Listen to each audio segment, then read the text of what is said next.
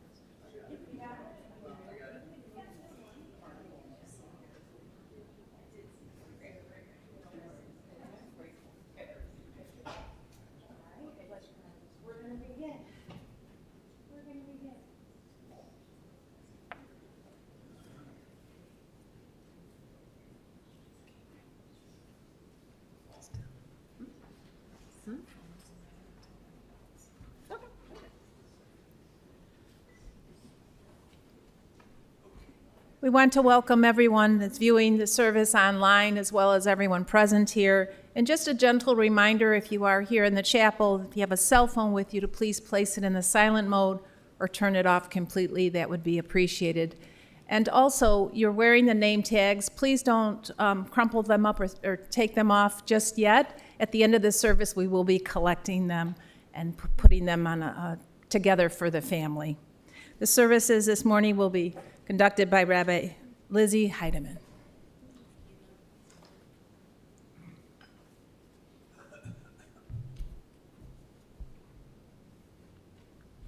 I'm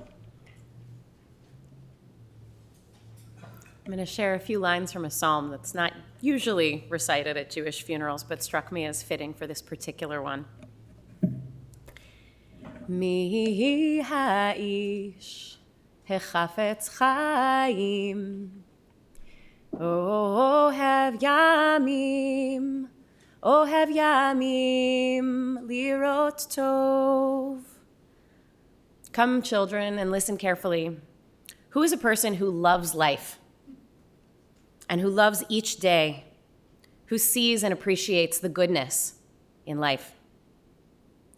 Nitzor lashoncha meira, usfatecha medaber mirma, sur mira ve'aseh tov, vakesh shalom ve'rodfehu. This is what such a person does. Their tongue never speaks an unkind word. Their lips don't utter maliciousness. This person turns away from evil and does good. They seek peace and pursue it.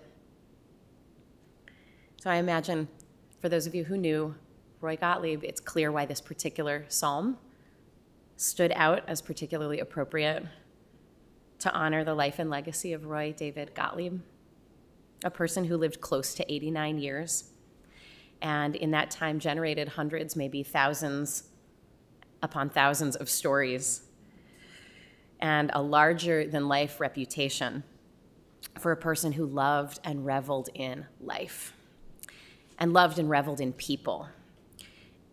And he talked about and prepared for and thought about this moment where he knew that so many people he loved would be gathered to remember him and the life that he so loved living at every stage of his life, as a kid, as a teenager, as a young man, as a bachelor, as a businessman, as a father, as a husband, as an ex-husband, as a stepfather, as a grandfather, as somebody in the horse business, as a real estate person, as ultimately an older man with Parkinson's,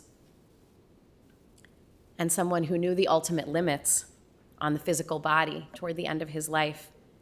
Even after he couldn't reliably communicate verbally, he wrote a note to his eldest son, Harry, during one of his hospital visits saying, "When I die, throw a party to remember me." So while this is not exactly a party, it is a tribute to a person who wanted his death to reflect and resemble his life, and therefore he will be buried in a party outfit. It's a velvet tux, is that right? It's a red, he's wearing a red velvet tux, and he has a cowboy hat on his chest at Moses' suggestion. He would have loved the series of eulogies that you're about to hear today. He got a kick out of people talking about him. So let us speak today and be here as if Roy is here with us, and indeed he is, but not just in body, also in spirit. For those of you who knew him, take a moment actually to just conjure his smile up in your mind. And open your heart to feel the presence of his spirit here in the room with us. Jewish tradition holds that before a person is buried, their spirit is still very much in this world, and will be with us here and accompanying us to the cemetery. And there is no place that Roy would rather be in this world than here in this room, hearing his favorite people tell stories about him.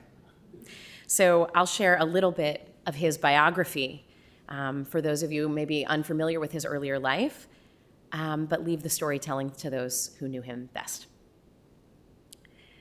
He was born July 15th, 1933, during the World's Fair here in Chicago, to Ben and Dorothy Gottlieb, known to the children as Papa and Baba. They brought little Roy home to a not huge apartment in which 9 other adults lived on North Shore Avenue in Rogers Park, which then gave way ultimately to the house that he really grew up in, 1103 Albion, which was a block from the beach. And one by one, those 9 adults moved out onto their own. And eventually it was just Ben, Dorothy, Roy, Aunt Irene, and his younger sister, Joan, who was born a few years later with significant physical and mental differences. Roy was loved and doted on by his mother and Auntie Irene and Mommy Ann, Dorothy's oldest sister. He was surrounded his entire life, but starting in early childhood, by smart, strong, doting Jewish women. And Dorothy, in particular, generally made Roy to feel that he walked on water, a parenting strategy he passed on to and practiced with his own children.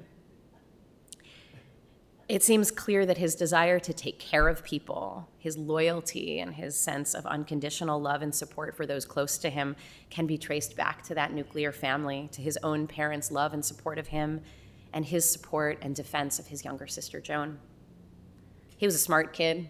He skipped 2 grades. He went to college at 17.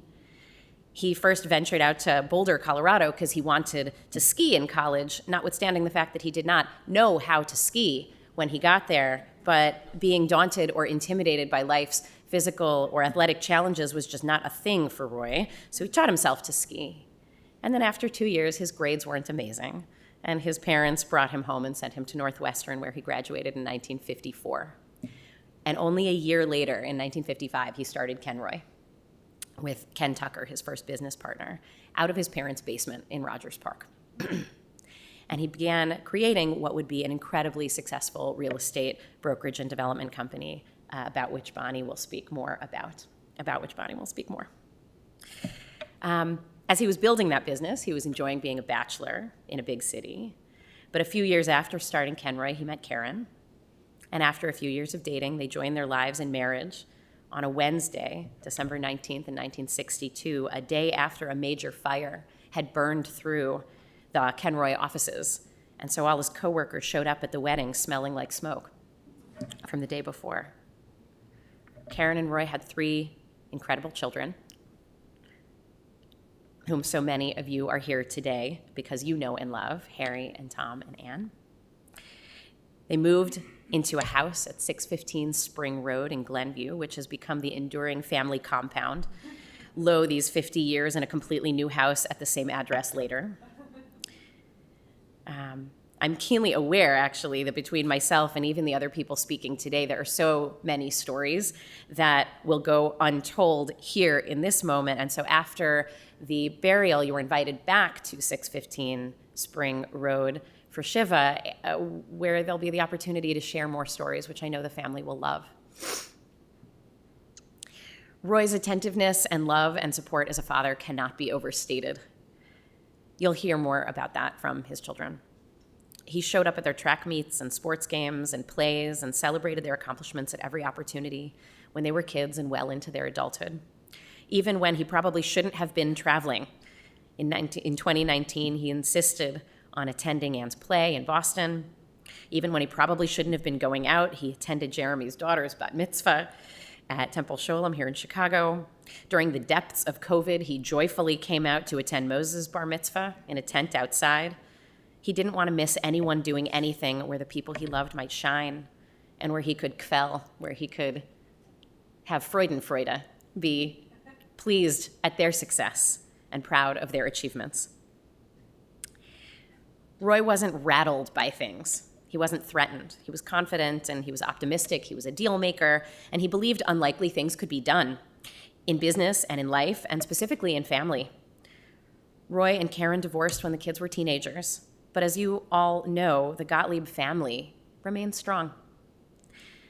Caryn remarried, and Larry moved into 615 Spring Road and became part of the family, and Roy welcomed him, and they shared mutual respect and admiration even until this very day. And when Roy married Diane in 1986, he entered the lives of her children, Elizabeth and Jeremy and Richard, and cared for and loved and supported them, and continued to do so even into the present, no less after their divorce 15 years later. Both of his ex-wives would say that being in relationship married to Roy Gottlieb was hard, but that being in relationship divorced from Roy Gottlieb was great. Those relationships improved after divorce, got stronger and more loving and easier. And I'm a rabbi, and I get to know a lot of families, and I have to tell you, this is not normal. The example that Roy set, maintaining and strengthening family after divorce, not once, but twice, and prioritizing generously taking care of people, his ex-wives, his children, his stepchildren, the children of close friends, his caregivers, the children of his caregivers, his business associates, the children of his business associates, making sure that they felt supported, could get an education, could succeed on their own terms. He transformed lives by not withholding his love or his money.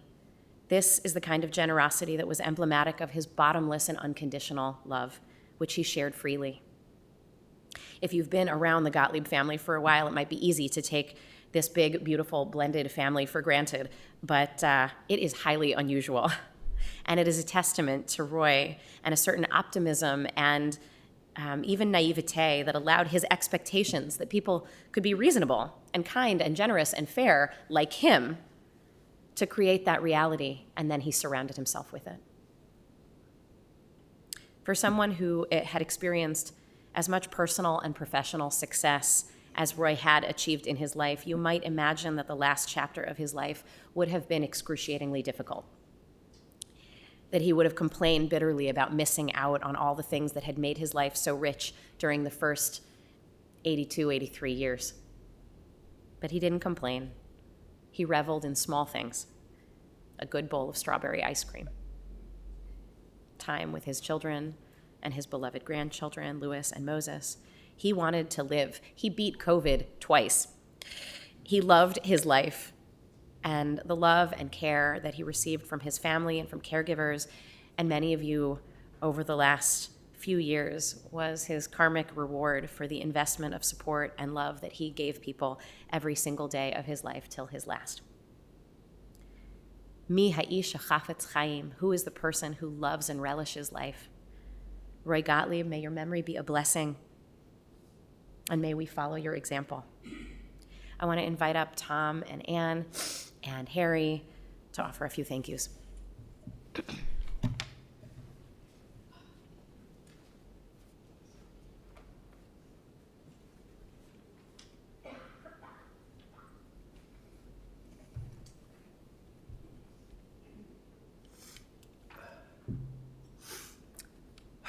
Hi. We want to express our gratitude to a number of people who made the last decade or so of our dad's life easier and more comfortable and a lot happier. Dr. Getz, Dr. Beyer, Dr. Danko, Dr. Ekbal, Dr. Kirby, Dr. Mark, and Dr. Sherry. It takes a village of doctors. This dad lived at 1420 Sheridan, and he really couldn't have picked a better place to live because the staff there was so incredible. Thanks to Joseph and Julia and to Willie and to Chaba, Russ, David, and the rest of their wonderful staff.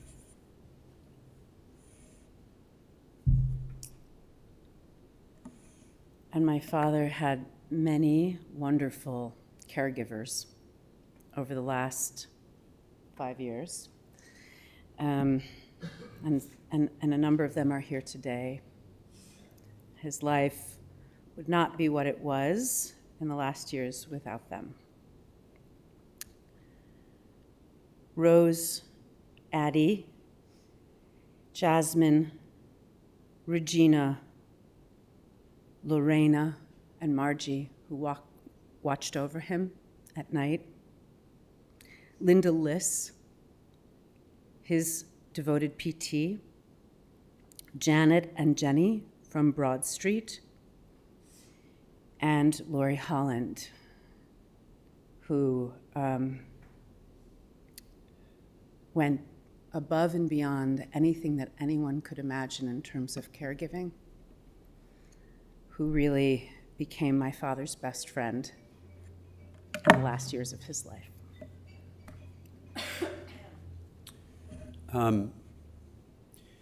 So if you asked my dad what time it was, he would tell you how to build a watch. He did not know how to do things that weren't complicated. So you can imagine when he urged Tom and I to start to take over his business affairs, what a tangle from the horse business to real estate to marijuana cultivation. It was just crazy. And if it were not for Bonnie Marcus and Talitha Clem, Tom and I would have jumped off a building. They saved us. It was one of the greatest gifts that my dad gave us, was these two longtime associates.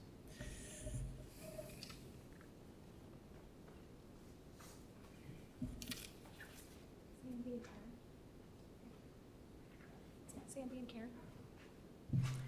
I want to invite up Caryn and Sandy to read a short piece.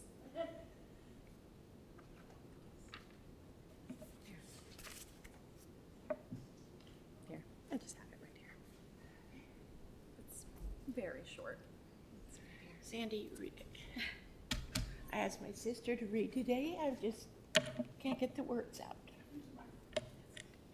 She loved him very much. I sure did. I sure do. An honest man right here lies at rest. The friend of man, the friend of youth, the friend of age, and the guide of youth. Few hearts like his were with virtue and warmed, few heads with knowledge so informed. If there's another world, he lives in it. He lives in bliss. If there is none, he made the best of his. Thank you, sweetheart.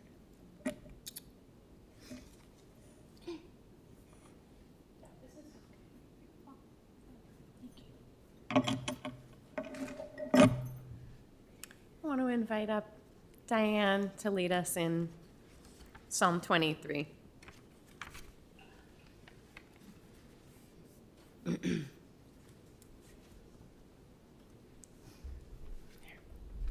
you got it? I just have to put my glasses on. You can join us. Psalm 23. The Lord is my shepherd, I shall not want. He maketh me to lie down in green pastures. He leadeth me beside the still waters. He restoreth my soul. He leadeth me in the paths of righteousness for his name's sake. Yea, though I walk through the valley of the shadow of death, I fear no evil, for thou art with me. Thy rod and thy staff, they comfort me. Thou preparest a table before me in the presence of mine enemies. Thou anointest my head with oil. My cup runneth over. Surely goodness and mercy shall follow me all the days of my life, and I will dwell in the house of the Lord forever.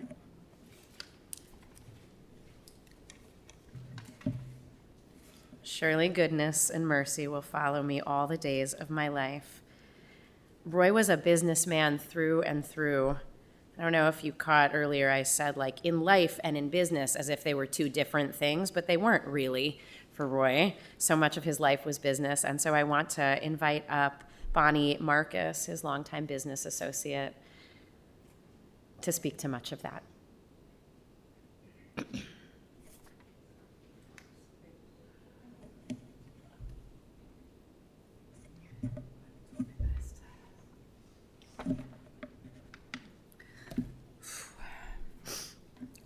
My name is Bonnie Marcus, and after being Roy's business partner and very close friends for over 30 years, Roy was like family to me. Originally, I had known him for many years as a close friend and business partner of my dad, Morton Fink. Roy's longtime administrative assistant, turned partner, Annie Meck O'Connor, became very ill with cancer. Annie had been running Roy, my dad's horse business, and needed to resign to take care of herself. It was a very sad time for them. I remember that Roy was beside himself. He didn't know what he could do for her. It turned out that she had always wanted to meet Gary Fensick, one of the big stars of the Chicago Bears at the time.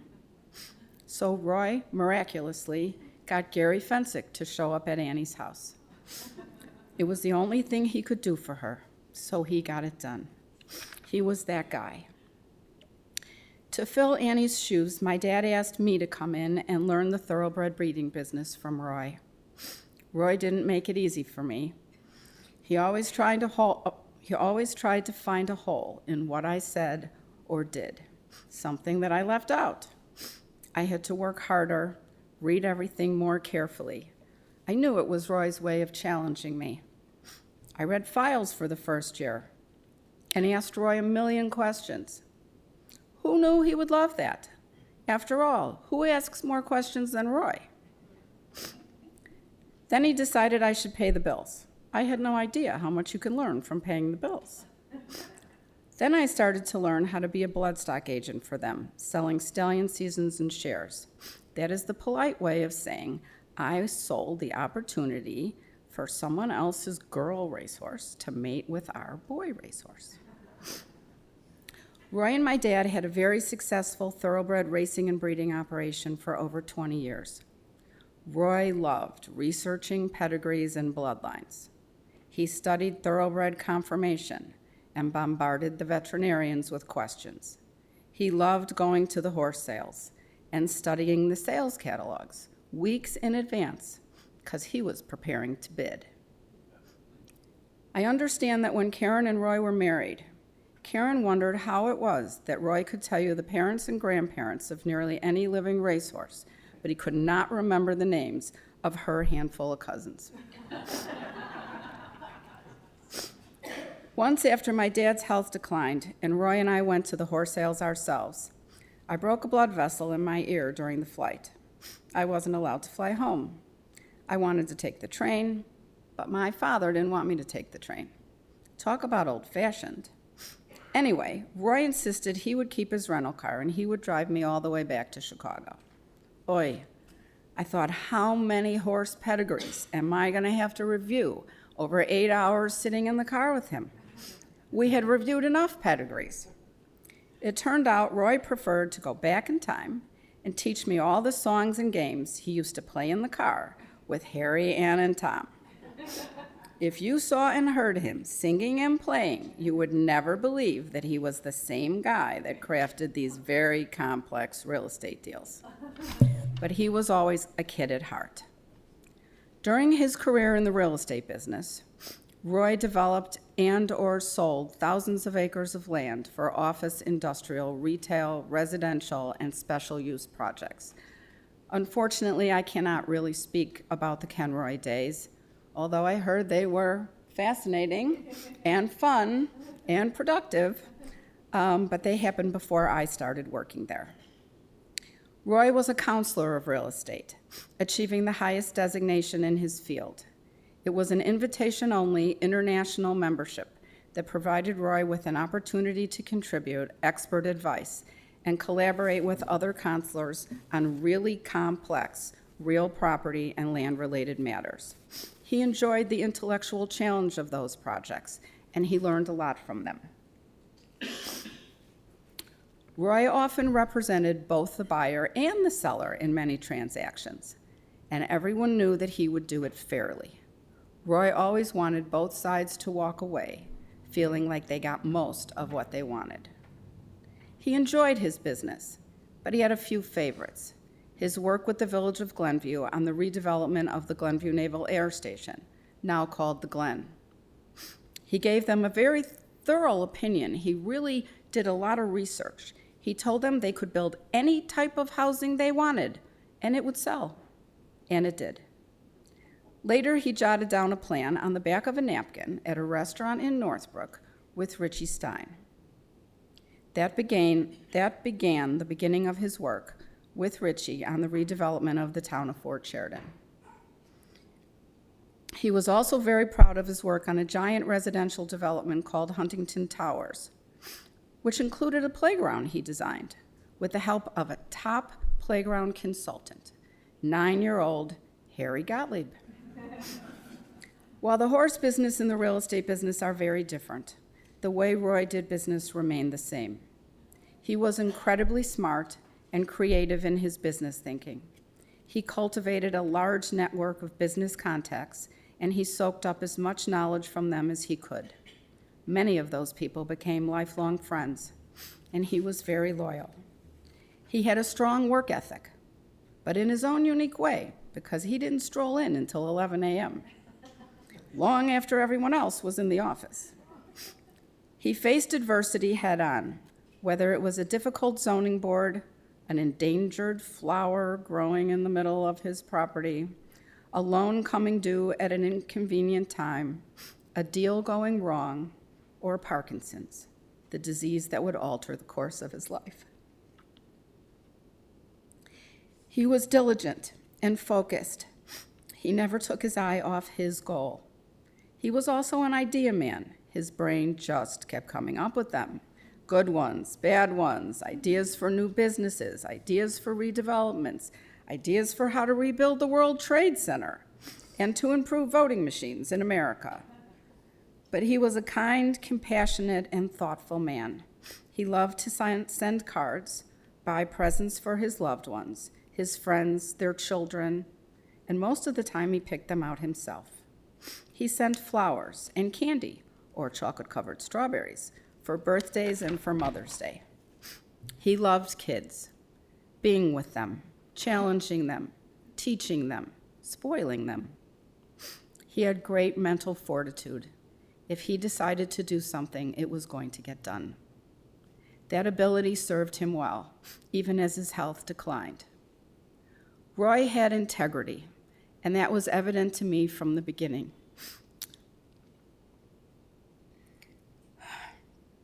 It was the main reason I enjoyed working with him and learning from him. He was honorable. If he gave you his word or shook your hand, you knew you could count on him. And he was impeccably honest. He wouldn't just tell you the good news, he would tell you the bad news. In a business with a lot of distortion and exaggeration, Roy's consistent integrity and candor were appreciated, and that is why people would come back and do business with him over and over again. There are not enough words or enough time to relay how much Roy meant to me, or how much I learned from him. Mind you, he was not perfect. He was almost always late. He made many things way too complicated. He lost a lot of things. He could annoy the hell out of you and test your patience endlessly, but it was never personal. He didn't have a mean bone in his body. Roy had a very special relationship with Talitha Clem, who Harry mentioned earlier. She has been a top-level administrative assistant to him for over 10 years and remains an incredible help to Roy's family. One of her fondest memories is the day she told Roy that she was pregnant with her first child. His eyes twinkled with delight. That really touched her. She knew there was so much more to Roy than just the workaholic. He really did have a soft side. I had the pleasure of learning both the horse business and the land development business from Roy, simultaneously at times, and I am eternally grateful. We respected each other. We collaborated. We were business partners, confidants, and dear, dear friends. I treasure the very special, very unique relationship that I shared with him for over 30 years, and I am honored by the way that his family has included me on this day. The twinkle in his eye is gone now. The light is out, but the lessons he taught, the love and friendship that he gave, will live on in our hearts forever.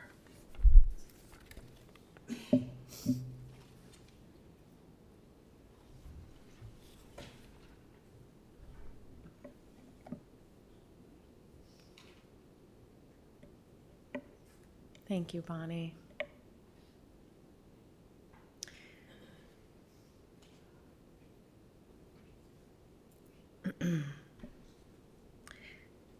I want to invite up Roy's youngest son, Tom.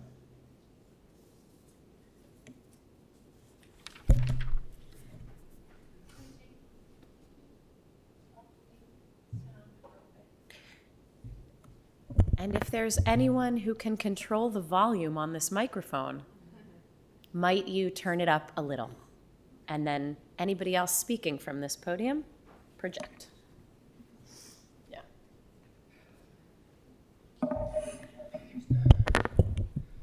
I'm sort of used to microphones.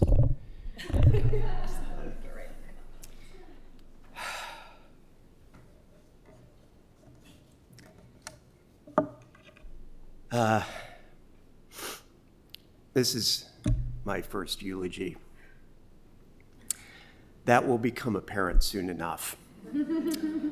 I have some meaningful anecdotes about this guy. But first, some business.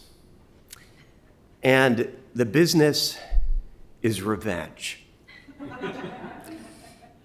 When we were younger, one of our dad's favorite things to do was to embarrass his children. He derived unusual satisfaction from embarrassing us. Oh, he loved it. Let me tell you a story. When I was 9, we took a family vacation to the Bahamas. It was Club Med. One of those places where you don't pay cash for things. They give you a necklace with beads on it. You pay for everything with the beads. That's how utopias worked in the 1970s. And to play up the whole tropical paradise part of it, every time a new family would arrive, the Club Med people would parade them onto the grounds in front of the other guests. And do you remember the opening sequence of Fantasy Island? It was like that. So one day, my dad and I were in the swimming pool waving to the incoming guests because that's what you were supposed to do.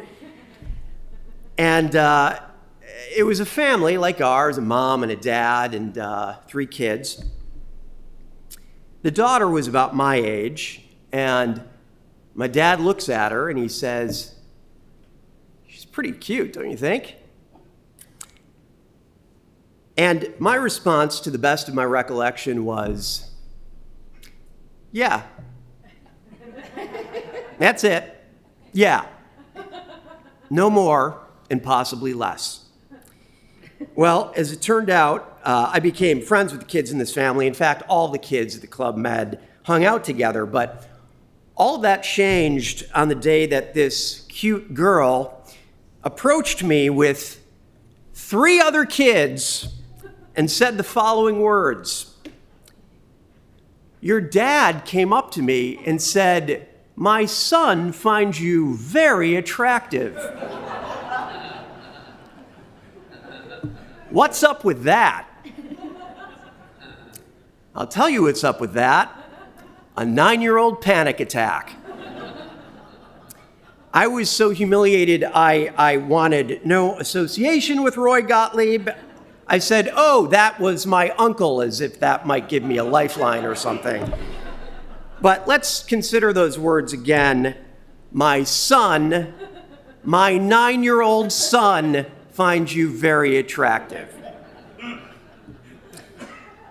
That's not 9-year-old vocabulary.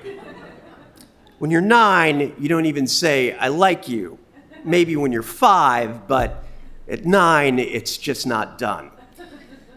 In a 9-year-old's love handbook for dummies, such language is deemed indelicate, uncouth, and cringy. Besides, no 9-year-old wants their dad to be their wingman. And saying it on your behalf without permission, it's a dick move. Now, over the years, my dad would bring this up because it was never not hilarious to him.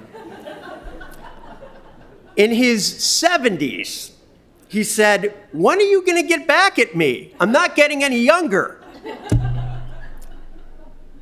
Well, Dad, it's 44 years later, and it's payback time.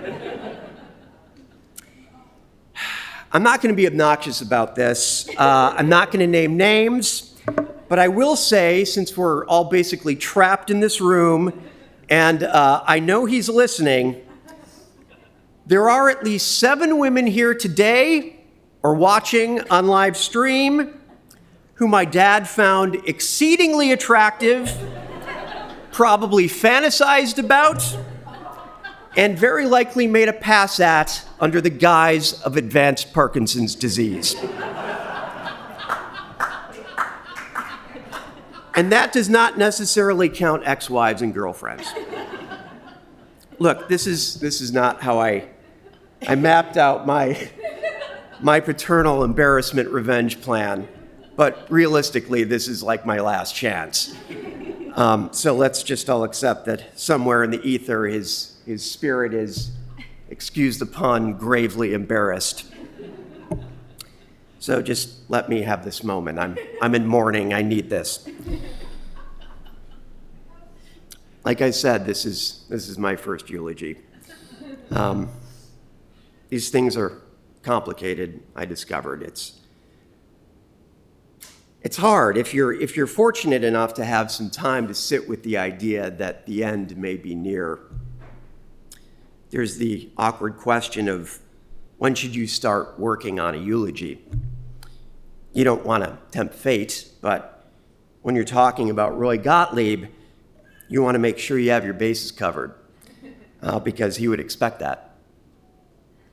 For me, it was about 3 years ago. I was visiting Dad at his place, and it was around the time that he knew my name, but not always. And sometime in the evening, he fell asleep, and when I really looked at his face, so peaceful, I knew that's what he's going to look like on a day like today. So I started to think about what's the right theme for him. Is it all the passed down wisdom, the sayings and the aphorisms that my siblings know all too well? Could have been. But there was one line that kept coming back to me, a line that he repeated quite a lot over the years. And it was a question. Are you impressed? Are you impressed? Now you have to understand the context was almost always something trivial.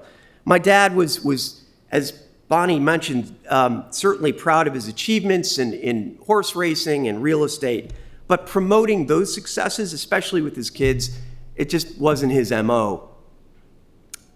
But then there were the lesser Roy Gottlieb accomplishments for which he actively sought recognition.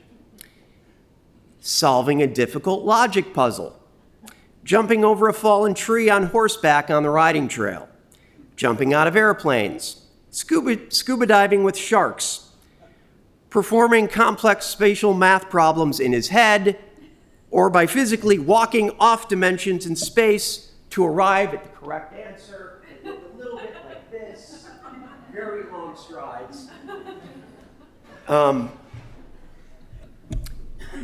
Catching a marshmallow in his mouth tossed from 5 feet, then 10 feet, then 20 feet. And how do I know those numbers are accurate? Because he walked them off, and he was never wrong. After proving himself worthy in all these fun but not major life endeavors, he would always say, "Are you impressed?" It was a real thing for him, because at his core, Roy was a very innocent, fun-loving 10 to 12-year-old kid. And he wanted his kids to appreciate that about him. God love him, he never changed.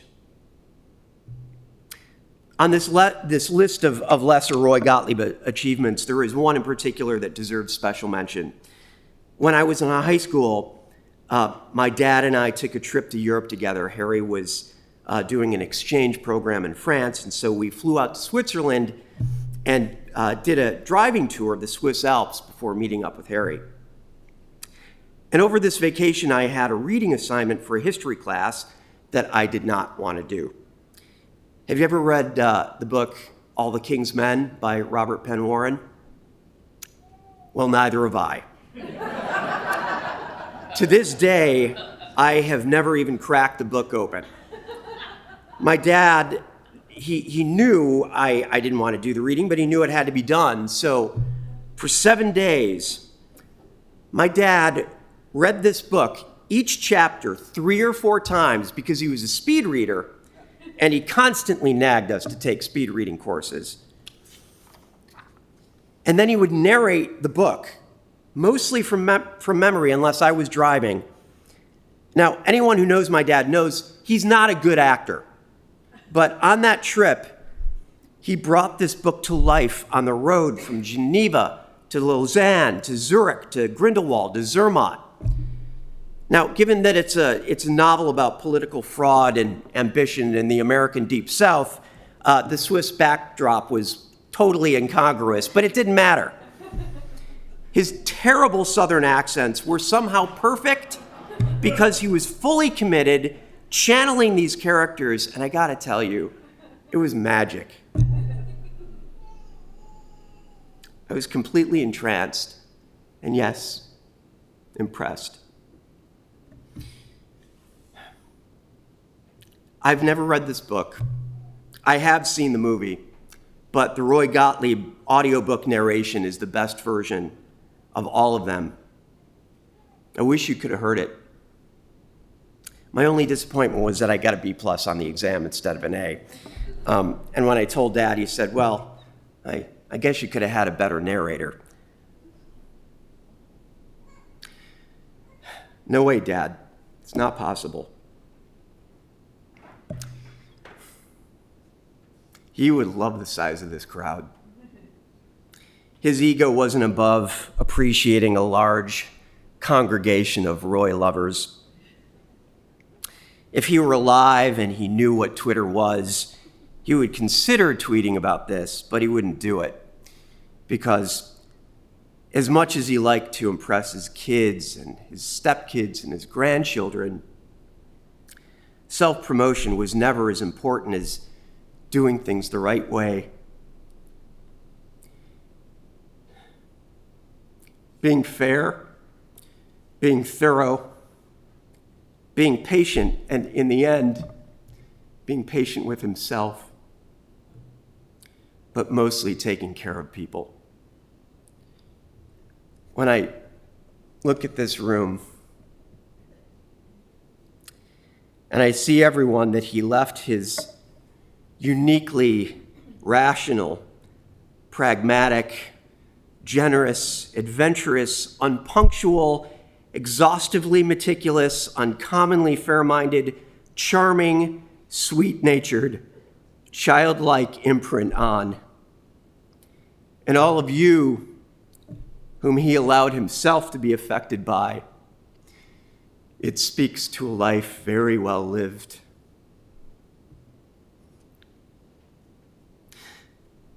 Dad, I'm impressed.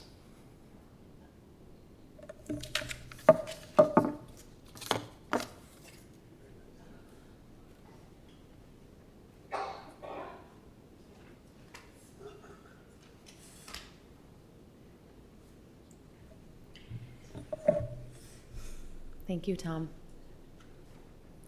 I want to invite up Lori Holland, his beloved, dear caretaker who became as much like a second daughter and a best friend in these last years as anything else.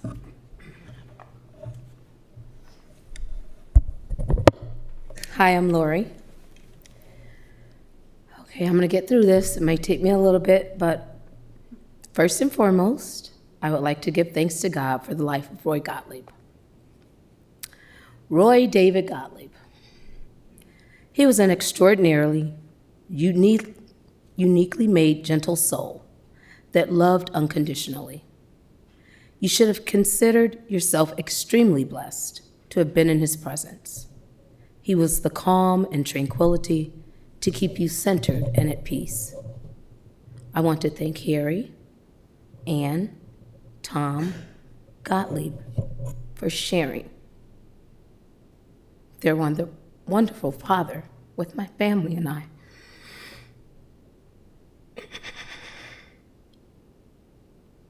Roy was a life changer,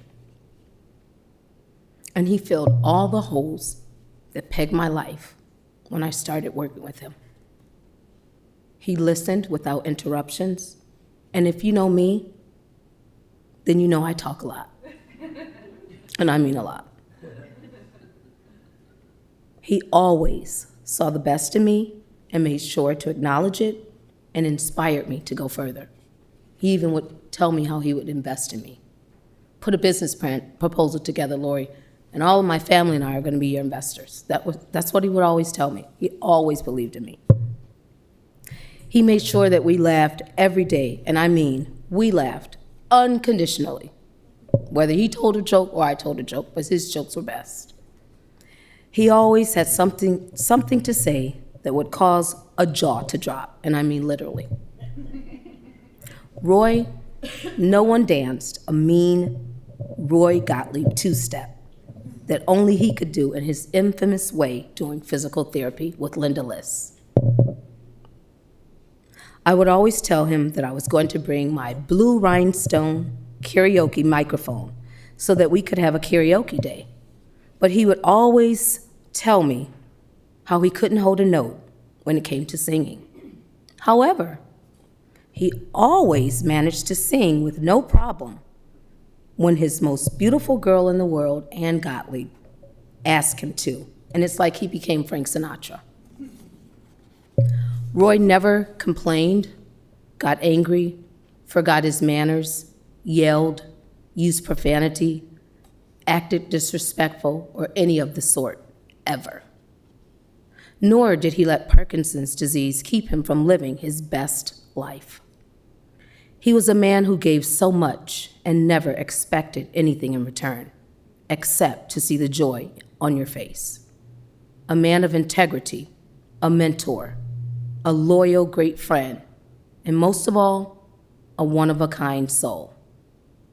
He was the only 88-year-old that still had his natural black hair and no dye needed ever, because I asked him after the first 30 days. He was my brunch, lunch, and dinner buddy. He was also my taste tester on everything I cooked, and he inspired me to cook different dishes that I didn't even know I could make. Every creation to Roy was a masterpiece. We went clothes and grocery shopping together, saw almost every movie in the theater, and countless trips to the museums and zoo. And of course, none of our outings were possible without a stop at Dairy Queen for a blizzard of swirled ice cream, pineapples, pecans, and yes, chocolate chips. When you saw Roy, he was always, and I mean always, he had on these aviator glasses. And these shades were so cool as possible. He was definitely Mr. GQ himself. Actually, he looked better than Tom Cruise. Roy always showed his appreciation to me on a daily basis, whether he was thanking me, hugging me endlessly, telling me how great care he received. And so at this time, I want Roy to know how much I appreciated him for always allowing me to talk so freely, for always magically erasing all of my worries and creating a sense of calmness, for your endless respects and thank yous, for all of the words of wisdom, guidance, and advice you have shared with me. It has truly been helpful and beneficial to my life. However,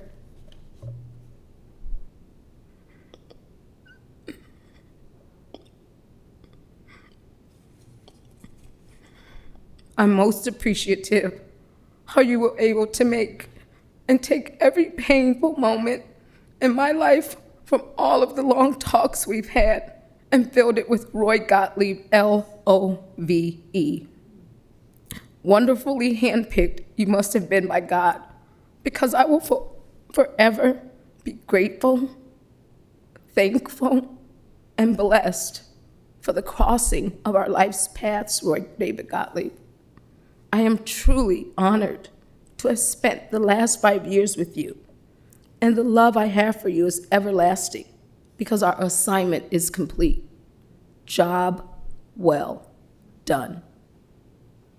I will miss him dearly, but I am also comforted knowing that he's in a better place, no longer having to worry about Parkinson's slowing him down. So sleep peacefully, buddy. I'll love you always forever, and holding you in my heart. Lori.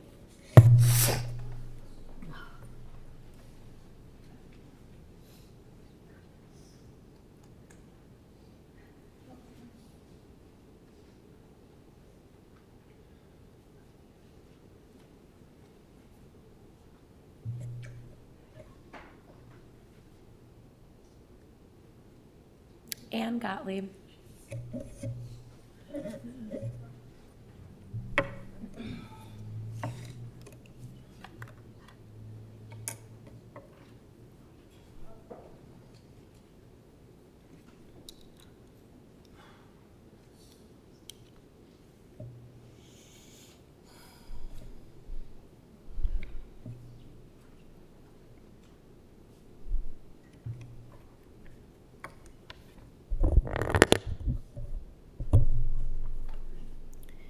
song for my father.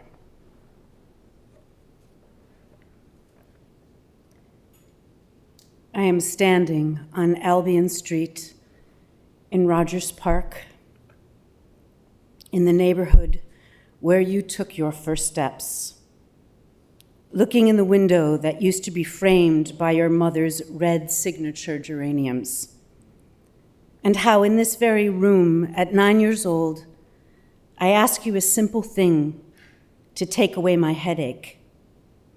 We sit on Baba's permanently plastic-covered couches that she is reserving, you tell me, for a sitting president. And I am remembering your hands on my head, and how only last week, Lori and I are trying to help you unclench them, because you are holding on so tight to life, to being a human, to all of us, and Dairy Queen. Beyond this window is the breakfast room, is the smell of rye toast and butter and my grandfather Ben's minty aftershave. I am thinking of the similarity of your hands to your father's and how I wear his ring every day on my right hand, and how this has become a touch point of communication between us every time I see you. You hold my hand, touch the star sapphire ruby, and say, "My father." And I say yes. I am gathering all the pieces of you. I am gathering all the pieces I can gather of you, not because I will forget them, but somehow turning them over is helping me to know what it is to have a father such as you, and what it must have been for you to have a daughter like me. Of the many textures in my relationship with you that make up this tapestry, there is one indelible thread. Everything will be okay. Because you are here. Because my very good and strong and smart father is alive. Because you have always wanted me to take courageous leaps, and if I have always known that the ground, even if the fall is hard, is under me in some fundamental way. A gift I never had to consider. A gift you wished us all to assume. There is something about our legendary standoffs that in the light of the last 4 days are becoming as much a revelation to me as the last 5 years in which I watch you turn into a kind of angel. Because in the moments at 15 years old, after the leather chin strap on the bridle tears, and I am carried over gravel in harm's woods on a runaway horse, your voice yelling out, "Hold on, Annie," is still with me. And how I begged you to let me get off the horse with a broken bridle, and you said, "I will ride next to you the whole way back, but you will stay on this horse." Getting out of the car, announcing to you that you are the worst person to teach me how to drive. Coercing me to ski down a Black Diamond run in Aspen. I think Mitch was there for this. A story you will tell for the next 3 decades as my triumph over fear and resistance does not make me a better skier at all.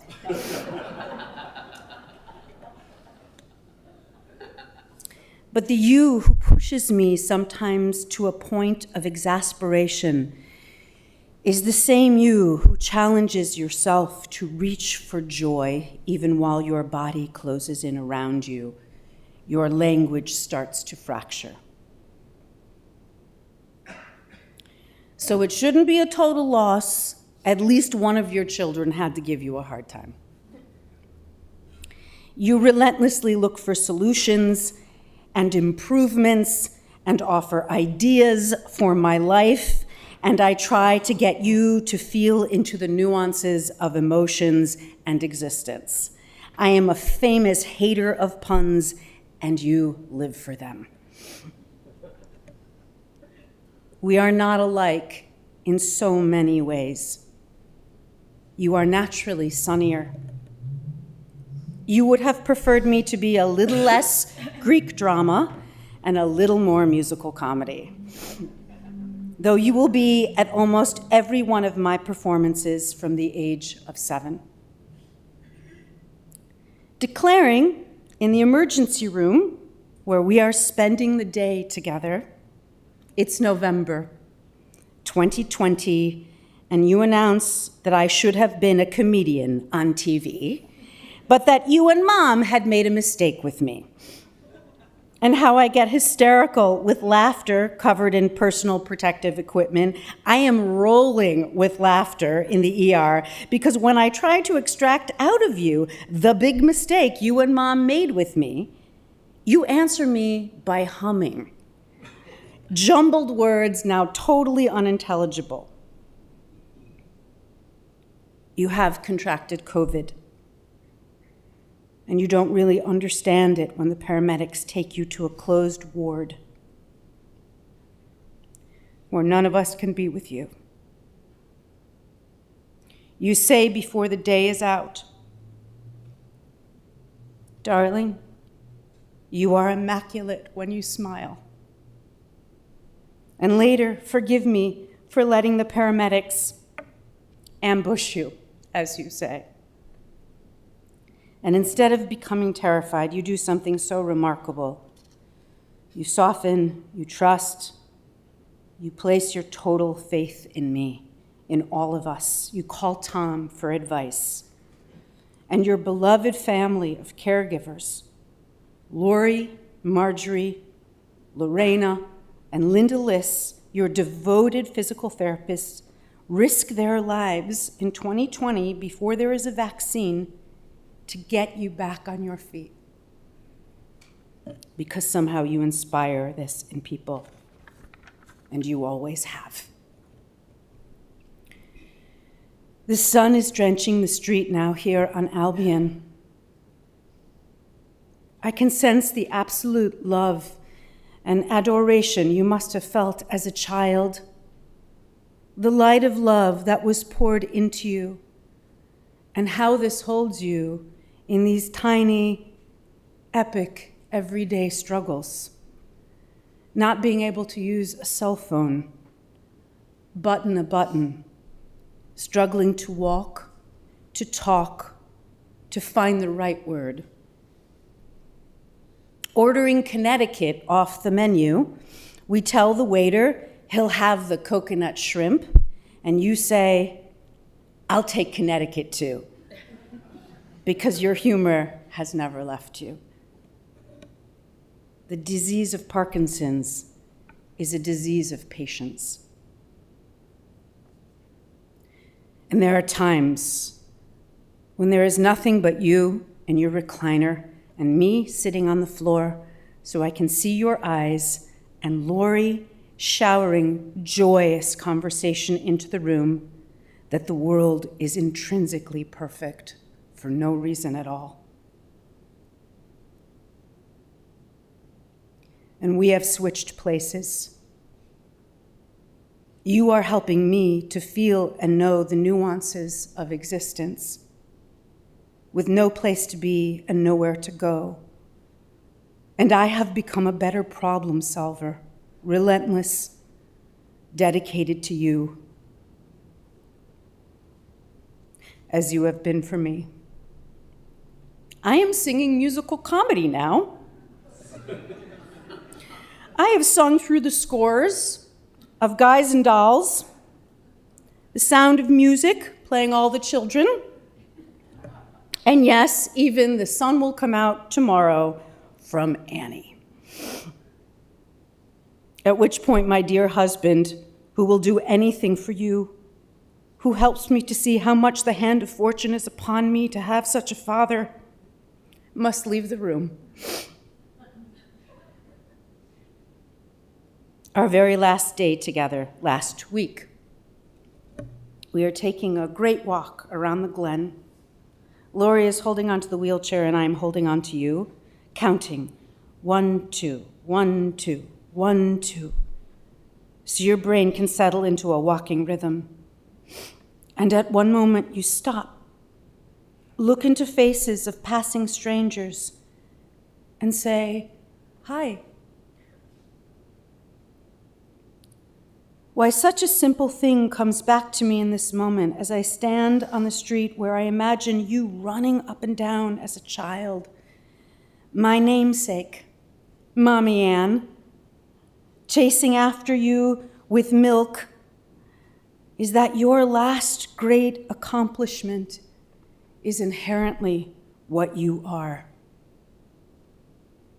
As the aperture of life gets smaller, you find tiny and meaningful ways to participate, and you value them. The stories of your life are rife with adventure. Cowboy Roy, brilliant, risk-taking businessman, exceptionally generous soul, integrity with his family, your love and delight in children. But it is the grace in letting each of these capacities go, one by one, with dignity, with gentleness, that as I try to feel into the great arc of your life, astonishes me. May you be at ease, whatever you are now, wherever you are now. May you be riding on some great, gorgeous, shining horse. May your soul be free, Dad. I am so proud to be your daughter.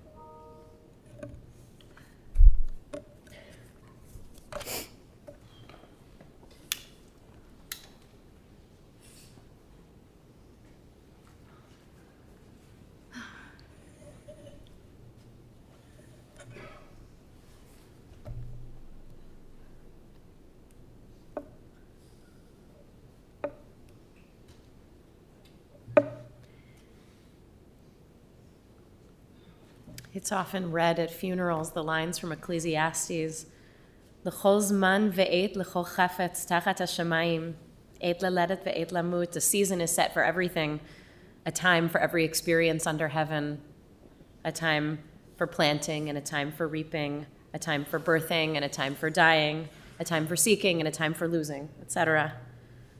The poet Yehuda Amichai writes, a man doesn't have time in his life to have time for everything. He doesn't have seasons enough for every purpose. Ecclesiastes was actually wrong about that. A man needs to love and to hate in the same moment and to cry and laugh with the same eyes and with the same hands to throw stones and to gather them and to make love in war and war in love and to hate and forgive and remember and forget and arrange and confuse and eat and digest what history takes years to do. A man doesn't have time. When he loses, he seeks. When he finds, he forgets. When he forgets, he loves. And when he loves, he begins to forget. And his soul is seasoned. His soul is very professional. Only his body remains forever an amateur. It tries and misses. It gets muddled, doesn't learn a thing, drunk and blind in its pleasures and its pains. And eventually, we all die as figs die in autumn, shriveled and full and sweet, leaves growing dry on the ground, and the bare branches pointing to the place where there's time for everything.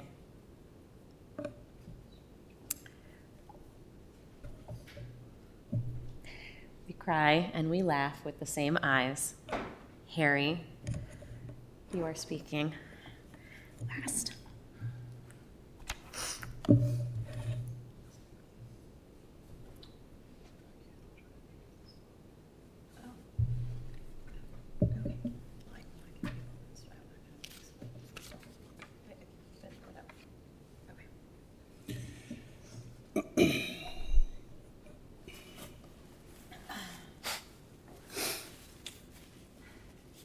My essay for you this morning is entitled Things I've Learned from My Father. Things I've learned from my father. Item 1, respect Jewish tradition. As many of you know, my father kept kosher, except for bacon and shrimp and lobster and cheeseburgers and pork in general. He insisted that we attend the high holy days because, as he modeled year after year in temple on Rosh Hashanah and Yom Kippur, there is no better place to take a nap. Although it is best not to get seats in the front row of the balcony if, like my father, you are capable of falling asleep standing up. Thanks to an attentive fellow congregant who was standing next to him, Dad got an extra 40 years of life. Things I've learned from my father. Item 2, instill confidence. When I was a baby, I apparently had some gastrointestinal issues, and the result was, when changing my diapers, a sense of abundance. In a time when men didn't change diapers, my father was an exception. And as the story goes, the first time he did so, his response to my plenitude was to exclaim, "Wow." And thus, whereas in other households there were poops and doo-doos, in our house there were wows. Which is to say that going to the bathroom in the Gottlieb home, depending on what had been produced, could be a moment to celebrate achievement. Wow. I remember at 5 years old leading my mother by the hand into the downstairs bathroom to show her what I thought could possibly be the longest unbroken bowel movement the world had ever seen. And dutifully, she looked in the toilet and said dryly, "Oh, honey, that's wonderful. Your father will be so proud." Confidence. I grew up being told by my father that even my poop was amazing. Dad loved skiing and made sure his 3 children learned how. We made an annual pilgrimage to Lion's Head in Vail, Colorado every year. The first year, I was about 7, Ann was 6. We were in a ski class just getting off a chairlift at the top of a mountain, and a whiteout rolled in suddenly. My father must have been secretly following our class because he suddenly showed up at the top of that lift. The instructor was asking other adult skiers coming off of the lift to help him get all these little kids off the mountain. Each adult picked up one kid and started carrying them down. My dad scooped up my sister and looked down at me and said, "Harry, there aren't enough adults here. You have to get down on your own. I know you can do it. Just stay behind me." "I know you can do it," he said. At the time, I didn't think it was possible to see nothing but white. When my father got more than 6 feet in front of me, he disappeared. The snow was slamming into my face. It was freezing. My goggles kept getting covered. But when we finally got into the shelter at mid-mountain, my father exclaimed, "That's my boy," and raised me in the air like a champion. I know you can do it. My father's belief in me, a belief with no limits, was the air I breathed in the presence of my dad for my entire life. My father's confidence in me is in every cell of my body. I mean, I recently founded an organization dedicated to, wait for it, fix democracy. And I believe we are actually going to do it because my father told me that I could do anything I put my mind to, and after 57 years, I still believe him. Now, I am hardly, as you've already heard, the only person in whom my father injected confidence. if you spent any real time with him, it is extremely likely he'd ask you about your ambitions. Other people's ambitions were one of my dad's favorite subjects. And invariably, once he knew what you'd want to do, he'd start brainstorming about how you could make it happen. He'd tell you with absolute conviction, which he sincerely felt, that you can make it happen. And also that he wanted to support you in making it happen, which brings me to things I've learned from my father. Item 3, help others succeed. Now, admittedly, my father's desire to help others succeed takes its most extreme form with Anne and Tom and me. If there was something we wanted to do and he could find any way to help make it happen, he would have scaled Everest to do it. We have to get to the cemetery, so I'm going to skip the dozens of times my father's help was instrumental in launching and growing my career and first business, and jump right to age 36. I needed to raise money for a new company to create a software tool that would allow creatives to build interactive experiences based on a new paradigm for human-machine interface that I had developed. I am certain that my dad never understood what I was doing or how it would make money, but that did not get in the way of Roy Gottlieb convincing nearly his entire business network in Chicago to show up at a hotel to hear me make my pitch for this venture. And so that venture happened, and it is called Jellyvision. And it is still happening today, hundreds of employees later, with services that over the years have helped tens of millions of people. But for my father, it wouldn't exist. And my other company, Jackbox Games, my father's help was also instrumental. Jackbox Games, 100 million players a year. But for my father, it wouldn't exist. But I did not want to withhold from you one last story of the extremes to which my father would go to help his son succeed, and that is a story that took place during the short window of time that Roy Gottlieb was dating Elizabeth Taylor. Dad was not a fancy person, but as a racehorse breeder, he had friends who were fancy people. And one of those fancy friends set him up with Elizabeth Taylor. They had a few dates together. They went to the racetrack, they went to dinner, and Elizabeth Taylor decided that she liked Roy Gottlieb and invited Dad to come to her expansive home in California.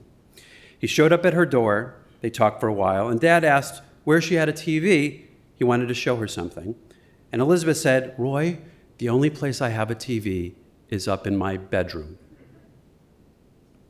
in her mansion. Anyway, my father finds himself sitting right next to Elizabeth Taylor, alone, in her bedroom, on her bed.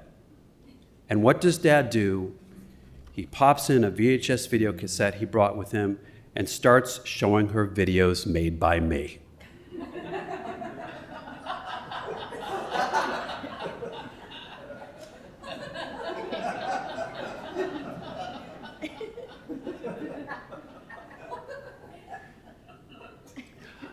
I never got to ask Dad, but I always wondered, why didn't he have sex with her and then show her the videos?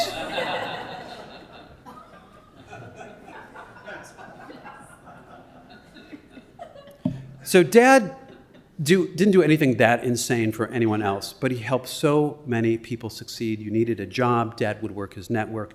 You needed advice, Dad was available to listen and give you ideas, creative ideas, crazy ideas, complicated ideas. You had a problem to be solved. For my father, there was no problem that could not be solved. He'd help you find investors, introduce you to the right lawyer, connect to a friend of a friend who could help you make something happen.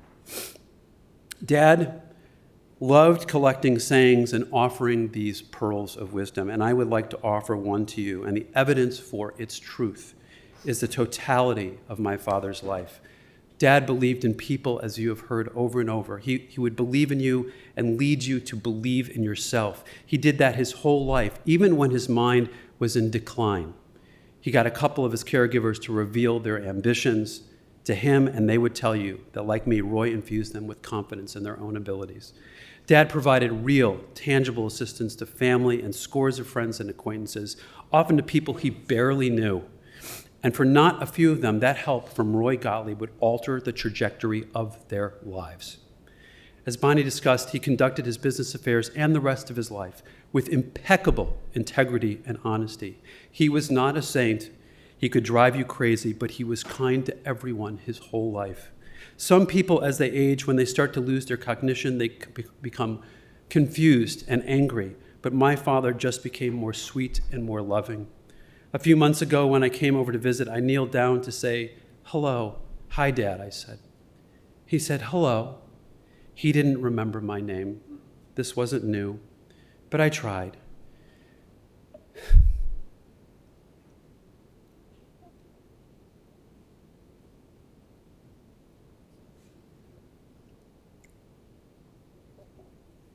"Dad, do you know who I am?" And he looked at me, and unable to come up with my name, he came up with this instead. "Why, you're the most interesting person in my life." Even when he had lost much of his mind, he was still so charming. So what is the saying, the truism I want to offer you? In the final chapter of Roy's life, when he lost the ability to care for himself, all of his years of generosity, decency, and benevolence came rolling back to him. In an ocean of sweet karma, and surrounded he was by loving family, friends, and caregivers, he still enjoyed life every day, doing whatever it was he could still do with gusto. This Father's Day is a day to celebrate achievement. The victory of the life of Roy David Gottlieb, because nice guys finish first. Ladies and gentlemen, Roy David Gottlieb.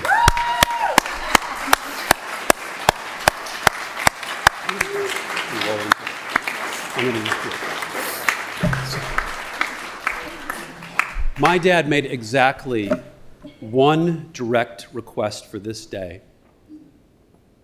and that was to play the song "My Way," which is his song, by Frank Sinatra, and to have you all sing along. So if we can cue up the video with the lyrics, I'm going to ask you to sing with us. Turn the volume up if you can, please. Thank you. Now the end is near, And so I face the final curtain. My friend, I'll say it clear. I'll state my case, of which I'm certain. I've lived a life that's full. I've traveled each and every highway. And more than this, I did my way.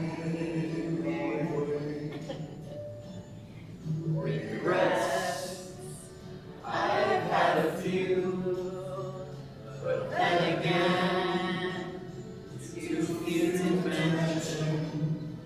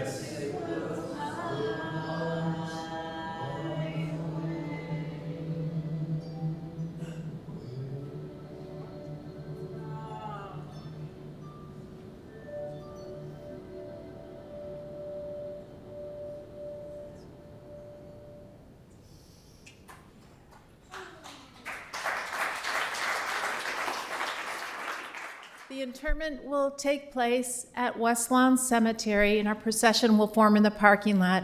Please keep in mind to use your bright headlights at all times, as well as your emergency flashers. And we will provide those vehicles going to the cemetery with an orange funeral safety sticker to be placed in your windshield, as well as a magnetic flag.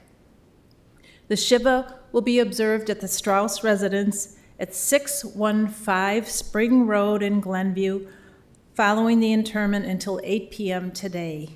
And the address is listed in the service folder that you received on your way in. If you did not receive one, please, they are available as you exit.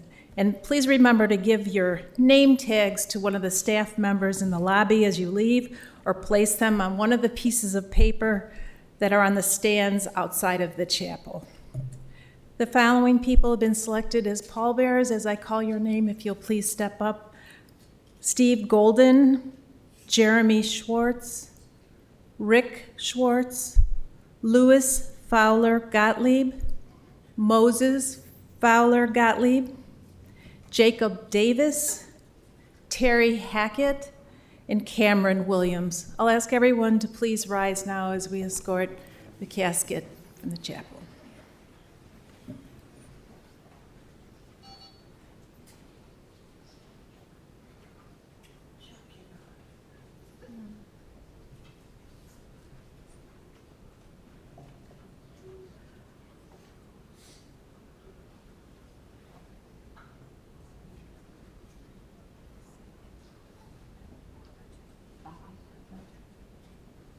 And Mr. Bob Pemberton was also a pallbearer. That's the family.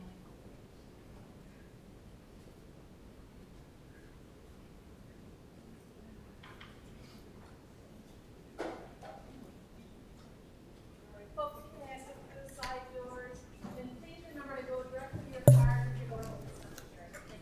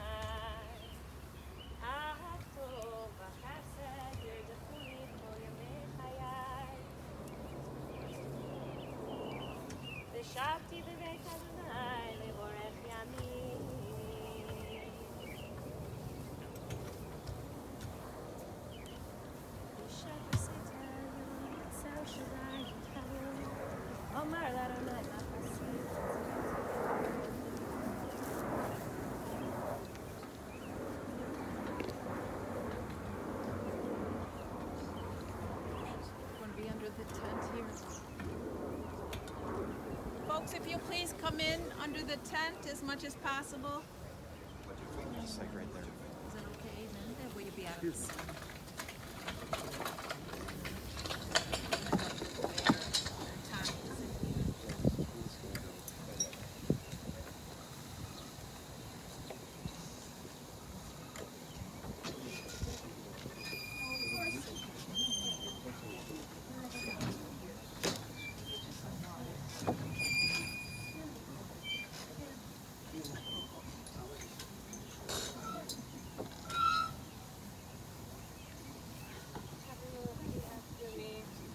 Mekomo Yavo B'Shalom.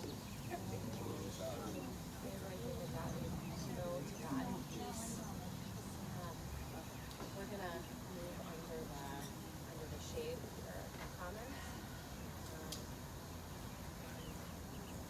Probably need to lower the basket, but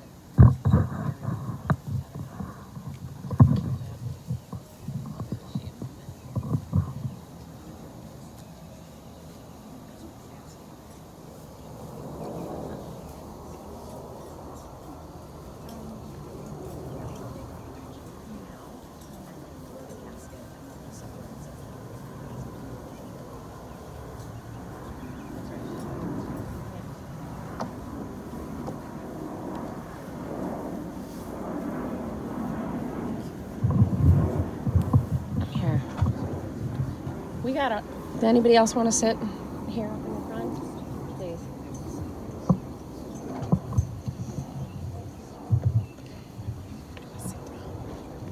For fair-skinned people standing on the outside of the tent here, there's a bunch of room on the inside too if you want to get a little bit of shade.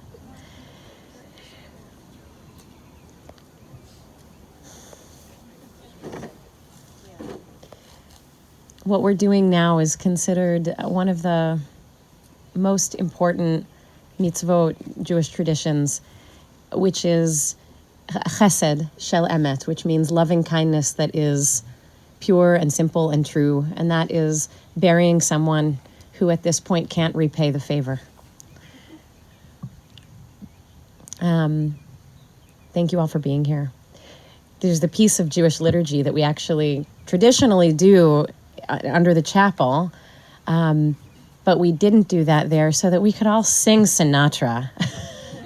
And so that Roy, and we could sort of imagine Roy being there with us and not saying goodbye to him too quickly.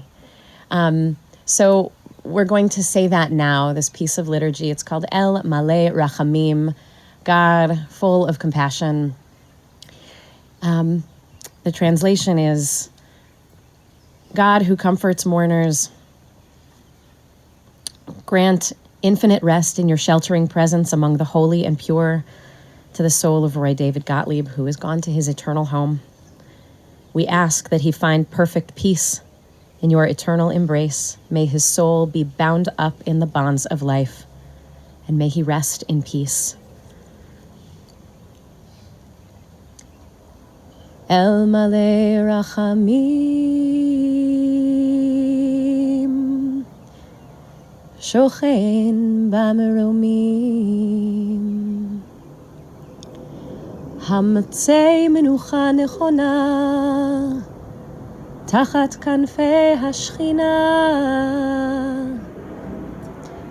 B'Ma'alot Kedoshim U'Toharim, Kazohar Harakia Mazhirim, Et Nishmat David ben Benyamin, Shahalach le'olamo, Began Eden Tehiyeh Menuchato, Ana Bal Harachamim, Yastirehu Beseter Knafav le'olamim, Utzror betzror hachayim, Et Nishmato, Adonai hu nachalato, Ve'anuach b'shalom mishkavo, V'nomar Amen.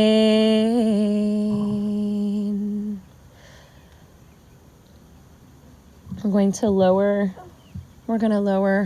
Roy into the ground now. And I'll invite his immediate family and those closest to him to gather, and we'll begin the process of burying him first with earth from the land of Israel. And then we'll invite all of you to participate in this chesed, in this act of loving kindness, which is helping to bury this soul who himself was such an act of kindness in the world just by his existence. And everyone can participate in that. We will say Kaddish, and we'll continue to celebrate his life, even as we're gathered here in his death. And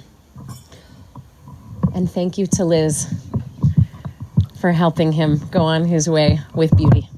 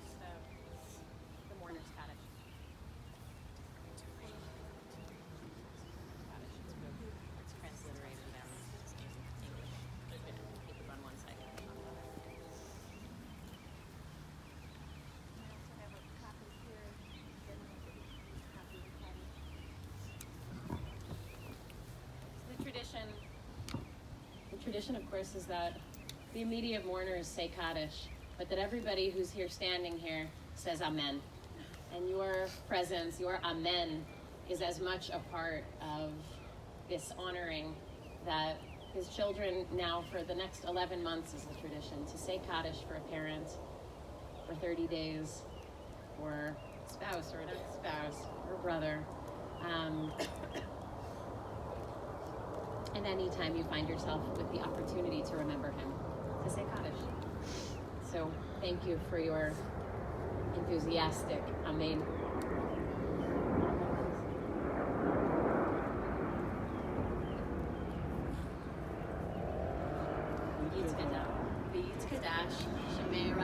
Amen.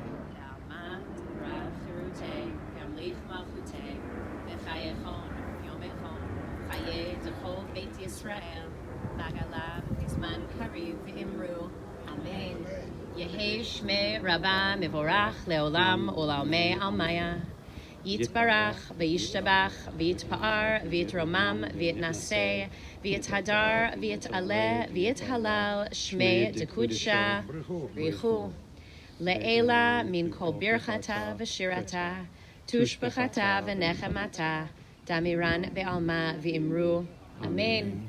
Yehi Shlama Rabba Min Shemaya V'chayim Aleinu V'al Kol Yisrael V'imru Amen. Oseh Shalom B'mromav Hu Yatzeh Shalom Aleinu V'al Kol Yisrael V'imru Amen. They're going to place the cover on the casket now. There are already a few of the flowers that were brought down on top of the casket, and you're invited when we begin to put earth on top of the grave to pull a flower and to throw them in. These flowers came from the Clem Memorial Garden at the Chicago Botanic Gardens. It's the Clem Botanical Garden in Rockford, Illinois. Talitha Clem, as you heard, has been my father's assistant for 10 years. Her grandfather and father owned a series of nurseries, and when the grandfather died, my dad had this idea of donating a bunch of land from one of their nurseries to the city of Rockford to create the Clem Botanical Gardens, and these flowers are from that garden. Thank you. All right. I think we may have to step over this way. Is that correct? You want us? Yeah, so they can put the cover on. Okay. Just be careful. We're going to ask everyone to step back, please. So they're going to place the cover onto the grave, and then I'll invite people to come after that over here. There are 2 shovels you'll see, and you can It's fine. just participate in burying Roy, and we're going to be here as long as it takes.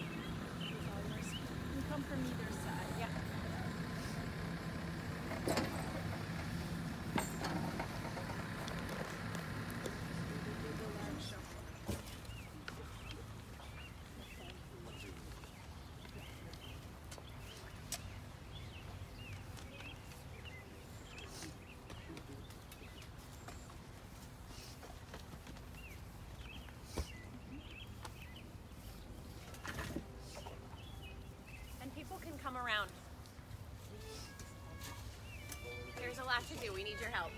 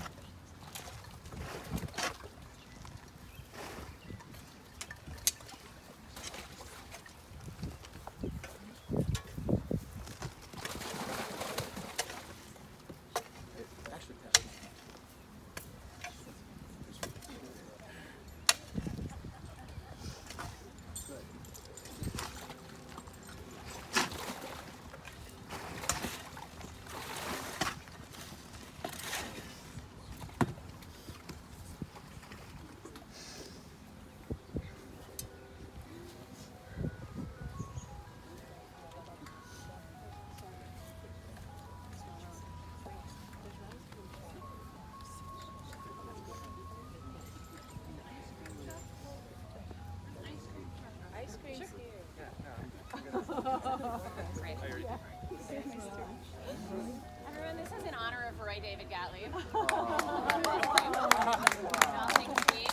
is for you, for him, for you. Please, in our Father's honor, please. Go have an ice cream bar.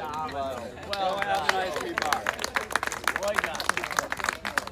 No, please, go grab one. And people can feel free to stay here and continue to do this with us. Anybody else? And both. If there's anybody else who hasn't gone?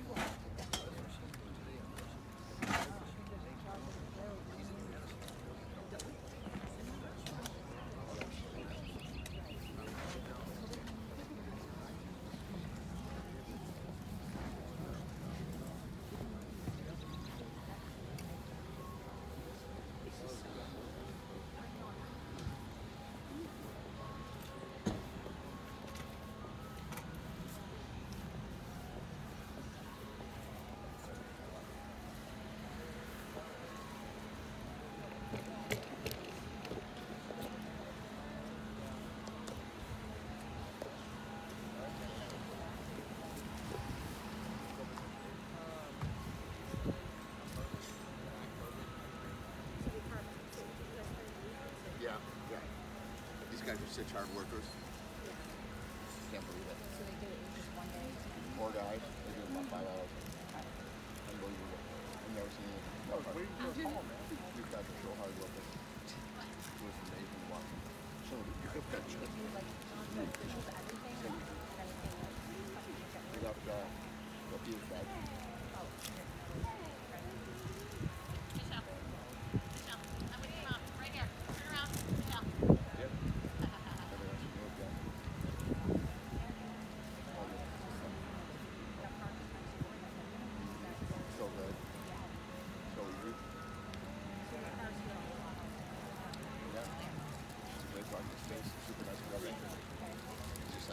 Steps out the door. It's closer than my mom's spot. It's just like walk out the front door and you can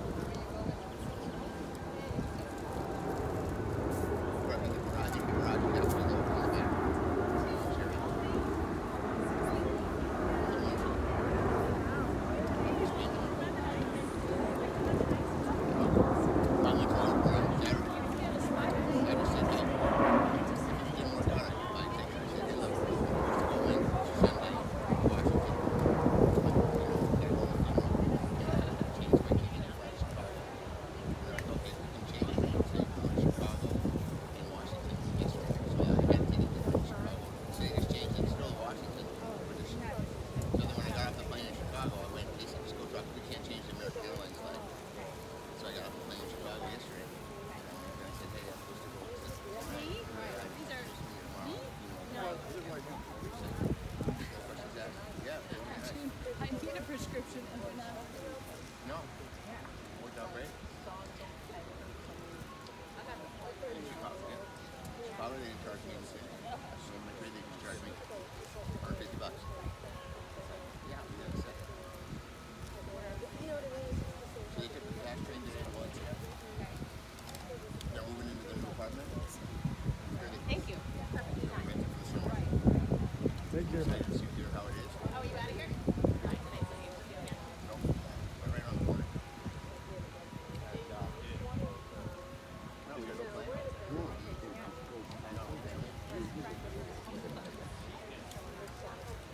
We're staying, yeah, we're just gonna stay, they just left today.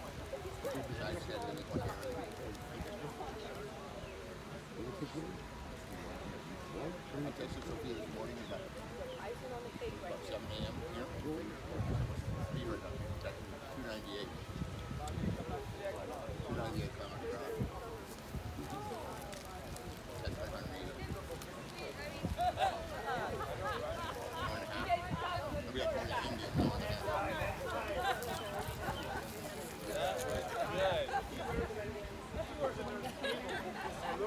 August 17th.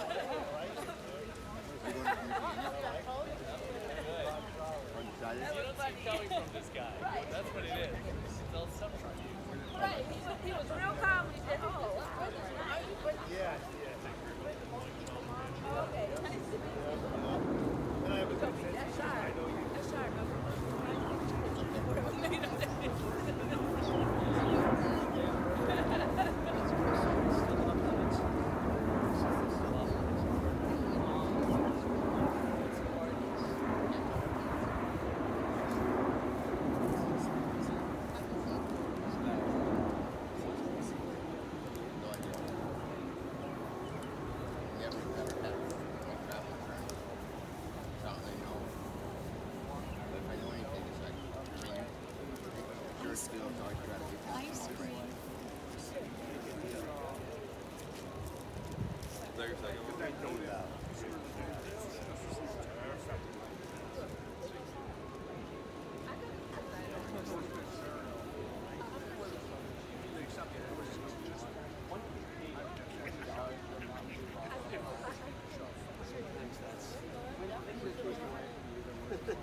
Tom, you're not getting no ice? James beat you to it. James already there. Finally got the last 8. Sorry. Are you guys gonna go have an ice cream? She got COVID. She No? got COVID in April. She was in school and yes. She got it. So she's not eligible. Good thing. Amelia. I want to toast it out.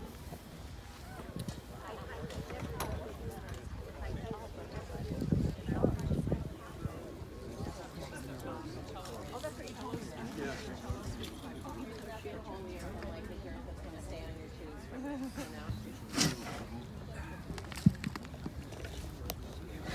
Excuse me.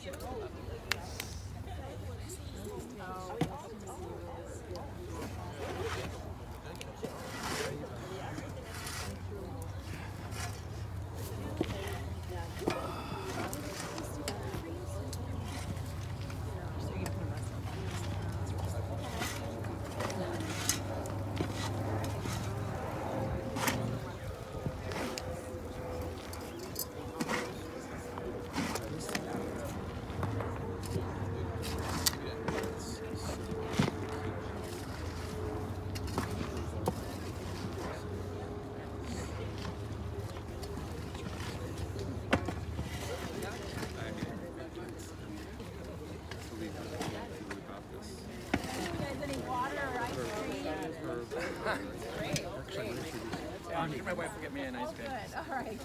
She knows me well enough.